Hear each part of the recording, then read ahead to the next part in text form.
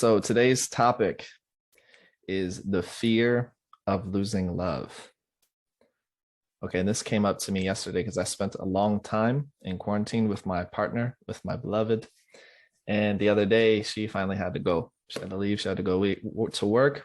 We're not going to see each other for about a week. And I noticed all these things coming up, all these emotions coming up, this feeling of abandonment, feeling of rejection, even though it had nothing to do with her. It was just feeling that loss of love. And I actually took a walk down in through the cemetery. So a nice, beautiful winter stroll into the cemetery. And I looked at this one specific tombstone, and all of these emotions started coming up. All of these tears started coming out. And I realized that I love this woman so much. I love this woman so much that there is a fear of losing her. There's a fear of me dying. There's a deep fear of her dying, of losing love. And it seems that sometimes the deeper we go into love, the deeper we go into intimacy, the deeper we go into connection, the more fear comes up within us. Because now there's quote unquote more to lose. Does anyone else resonate with that? Yeah, and I found that there's this funny, interesting rubber band effect that happens when you dive deeper into love, when you dive deeper into connection, and you experience, maybe like a more intimate lovemaking, or you share something really, really just close to your heart with someone. There's this rubber band. It's like you're pulling on that connection. It's like, oh, I love this. And then it snaps back to fear, like, oh no, like I need to protect myself, right? I opened up to vulnerability, but then that rubber band effect on the heart goes, but now I'm not safe, right? Does anyone feel that? Anyone recognize the rubber band effect? Yeah. So today we're going to be talking about the fear of the loss of love. And what it comes down to me, and I want you guys all to tune into this. So feel free to close your eyes if you like. Right? Take a deep breath in. Just tuning into this, because what it comes down to for me is the fear of abandonment and the fear of rejection. Right? So maybe thinking of a moment in time where you felt abandoned or rejected, or you felt fear of being abandoned or rejected. And I wanted to look up what the real definition was. So I looked up abandonment, and the definition of abandonment is the act or the instance of leaving a person or thing permanently and completely. So when we feel fear of abandonment, everyone has this fear somewhere inside of them. It's a primordial childhood fear, because if you're abandoned, if your parents leave you permanently and completely, most likely you're going to die. So there's just this deep innate sense and fear of being abandoned, right? And what happens is that travels over into adulthood, with friendships, with relationships, right? And then there's a little bit of a difference. There's a difference between abandonment and rejection. Rejection, I looked it up, and says it's the spurning of a person's affections. And I had no idea what spurning meant. So I looked up spurning. And spurning means to strike or to tread or to push away with the foot. So when we feel rejection, it's literally like someone is like, ugh, like just like put like kind of something on the floor and just like, ugh, get away from me. Like, no, you're pushing away with the foot. So I want you guys to imagine that for a second. Maybe when you were children, and maybe in a relationship, you bring your affection to someone, you bring your love, you bring your gift, you bring your interest, you bring something that's important to you and close to your heart. And someone rejects or spurns you. And they're like, yeah. It can be as simple as that. But like, feel into that pain in the heart, because it's linked to the loss of love. It's like, oh, this person doesn't love me. This person doesn't care about me. This person doesn't want me. And what I found in my own inner work, and I want to share this with you because I feel like it's a collective experience, is for me, my specific belief that I had to work through in the past few months is I'm the problem. I am the problem. Anyone else feel like that sometimes? Yeah, right. So, okay, good. I wanted to make sure this kind of resonated. And it's this thought, it's this belief that I'm the problem. And I know that beliefs, especially limiting ones that hurt us and make us feel like shit, are actually there to protect us from something. They're there to serve a purpose. So every negative belief, every painful emotion is just a messenger from your higher self, your unconscious mind, and your body's primal wisdom trying to serve a purpose for your highest good. Usually it's safety and protection.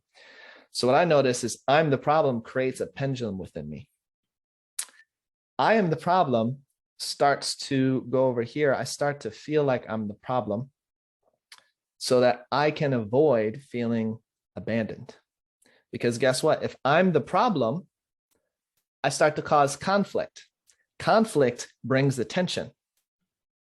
Anyone experience that? It's like, okay, I feel like people aren't paying attention to me. Time to burn something. Time to throw something at the wall and make a hole. Time to carve up the dressers with knives and crayons, right?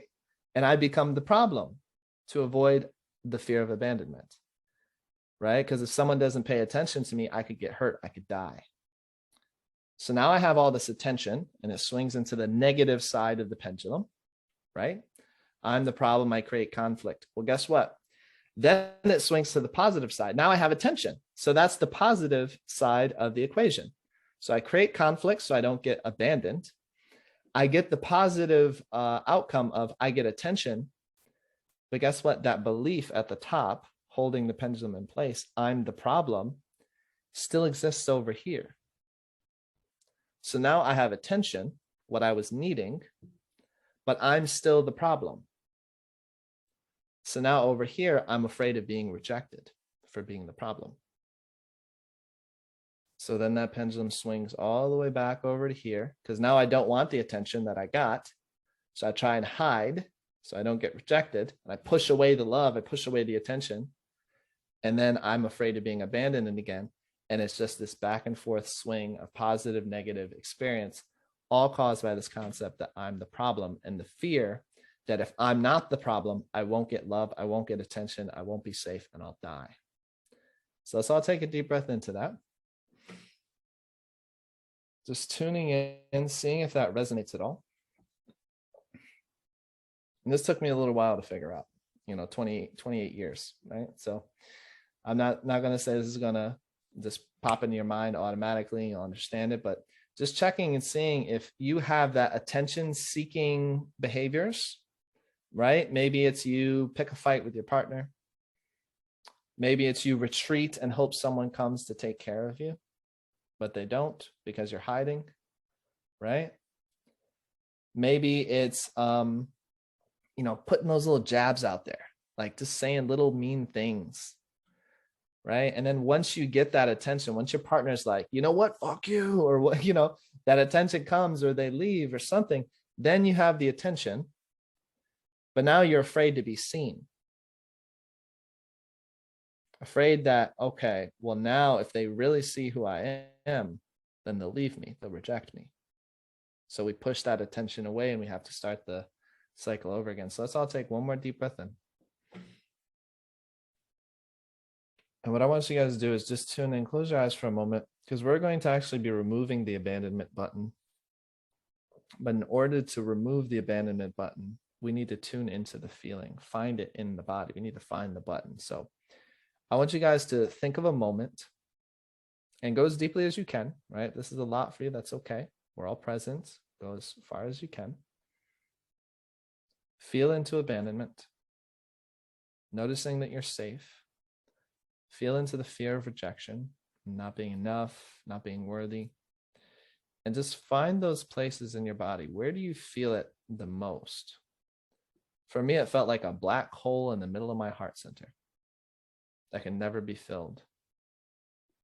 For you, it might feel like solar plexus or a belly or a throat. But I want you to just find that space, and it's called point and click therapy. If you can point to it, you have all the information present and available to you in this moment. So take a deep breath in. What I want you to do is I want you to imagine that feeling, that sensation as a button that someone pushes. And this can be used as manipulation. Someone can guilt you, shame you, manipulate you, make you feel not worthy. if you're afraid that they'll abandon you, and this creates codependency. So we're going to take the button off of the table. We're going to pull the button off your chest by recognizing that you as an adult, tuning into this feeling, tuning into this experience, allowing yourself to feel it, you as an adult cannot be abandoned. Not in the way that causes fear and pain in your nervous system. When you're a child, you are fully dependent on another human being, on your parents, to take care of you. And if they don't take care of you, you will die. So this fear is absolutely rational. It's absolutely logical. But when you're an adult, you can pay for your own food. You can put clothes on your own back. You can put a roof over your own head. So this concept of abandonment doesn't actually work, okay? Because someone can actually leave you completely in adulthood and permanently, but they are not abandoning you. They are choosing to walk in a different direction than you are, because you're on your path and they're on their path. So when you start to think of it in that way, start to shift from, if this person leaves, I'll die, and that's what it feels like. I remember I was on the phone with my partner, and she was like, if you can't do this, then why are we even together? Right? Why are we even together? She likes to burn the house down, push that abandonment button, right? And it felt so painful in my heart, I couldn't speak. Instant freeze response. I couldn't even speak. I couldn't even say, I need to leave for a moment. And I looked in the mirror as I was bawling my eyes out, and I asked myself, what would a king do? If I was a king in this moment, what would a king do? So if you're looking in the mirror, someone just abandoned you, quote unquote, what would a king or queen do? Would they be so distraught that they'd allow the entire kingdom to crumble? Or would they recognize that you're a fucking king, you're a fucking queen? This person is choosing to walk in a different direction. This person has the choice to do whatever they want, and you have the choice to do whatever you want. You're not going to die if they walk in a different direction. So take a deep breath in. Imagine yourself pulling that button, that abandonment button, off of your nervous system, out of your heart, out of your belly. And this is what I did. I went on a walk and I just said, fuck it. I pulled this button out and I threw it on the ground and I stomped on it, metaphorically, in my mind. I said, I can no longer be abandoned. No one can ever abandon me again in my life, because I am a sovereign being who can choose his path. This is a sovereign being who can choose her path. And no matter what, it's not abandonment. It's a choice, conscious choice, that I can make it through. So take a deep belly breath in, removing that button, maybe even going over some moments in time where you felt abandoned or rejected, and telling yourself, that was an abandonment. That was a human being making a conscious decision to walk in a different direction. And I survived. I'm alive. I'm okay. And oftentimes, in hindsight and retrospect, it's the best thing that could ever happen to us. But in the moment, because of the childhood wounding, we fear that that's it. Oh no, my world is ending. But in reality, it's just a new beginning. So take a deep belly breath in. And out.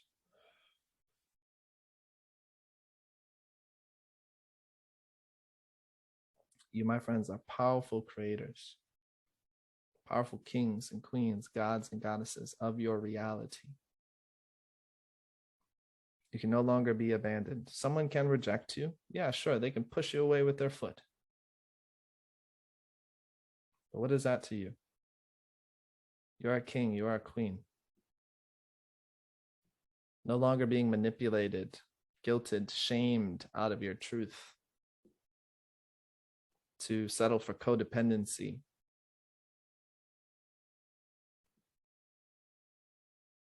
Pulling that button off, throwing it, burning it, crushing it, whatever you need to do. Recognizing with your logical brain that sinks down into your emotional brain, that sinks down into your reptilian brain, knowing in this moment you're safe. Even though you were feeling abandonment, feeling rejection for a few moments, you're safe. No one hurt you. You're here, you're present, you're held in this container. Taking a deep belly breath in and out.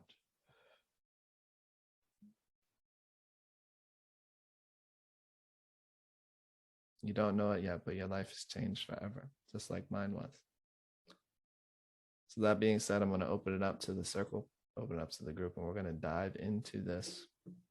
We're going to take care of everyone's individual abandonment and rejection wound. Whatever comes up is absolutely welcome. And I'm excited to make space and dive in with you guys.